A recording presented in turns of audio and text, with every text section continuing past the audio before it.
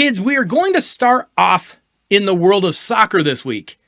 And in nearly 8 years of doing the Daily Dose, I don't think I've ever said those words before. But we do have some news to discuss, and it isn't even American soccer. This is actually soccer from Spain, because Barcelona soccer star Gerard Pique has broken up with his longtime girlfriend. Now, you may hear that and think, big deal. Soccer stars break up with their girlfriends like every single day. Well, this is a little bit different, because the 35-year-old soccer star has been dating pop sensation Shakira for the past 12 years. In fact, the couple has 2 children together.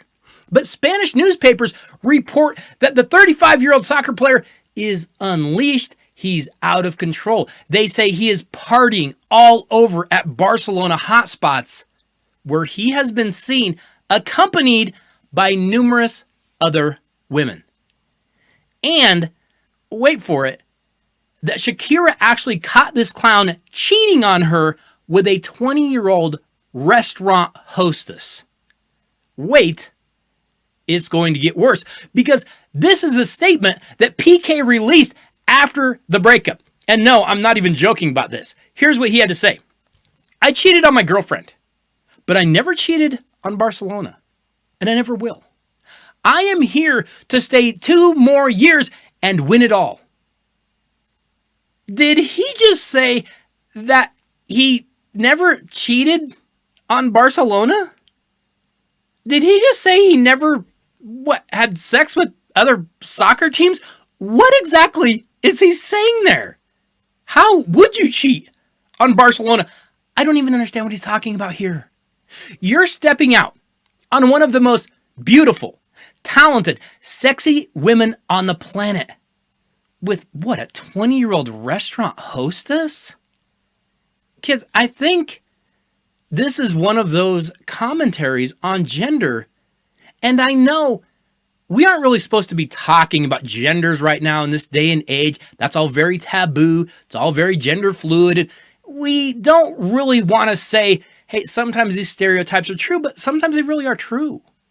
Some of these old gender stereotypes, they are actually true, no matter how much we try to act like they aren't. Because no matter how beautiful a woman is, no matter how intelligent she is, how sexy she might be, no matter how hard she works for that relationship, never forget, some guy somewhere is completely tired of her nonsense. Let's move over to the NBA, and we're going to be talking quite a bit of NBA today. You know, after an uptick in television ratings during the regular season and into the playoffs, Game 1 of the NBA Finals yet didn't do so good.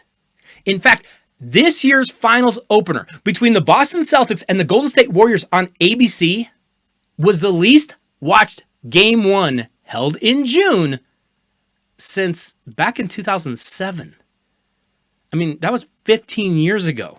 And according to Sports Media Watch, Game 1 of the Celtics-Warriors series drew just a 6.3 share average with only 11.9 million viewers.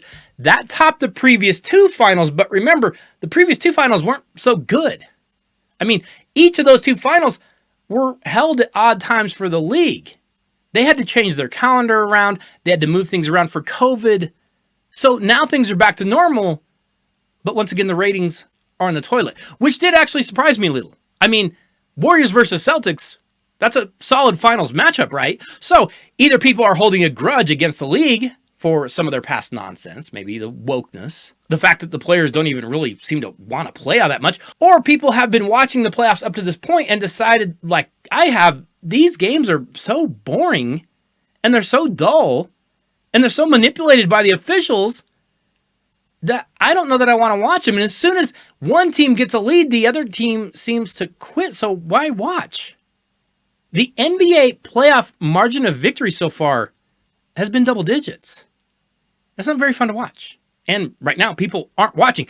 The NBA has a bit of a problem, and the only way to fix it may be something like requiring a minimum number of games in order for players to even qualify to be an NBA All-Star, which would affect their paychecks.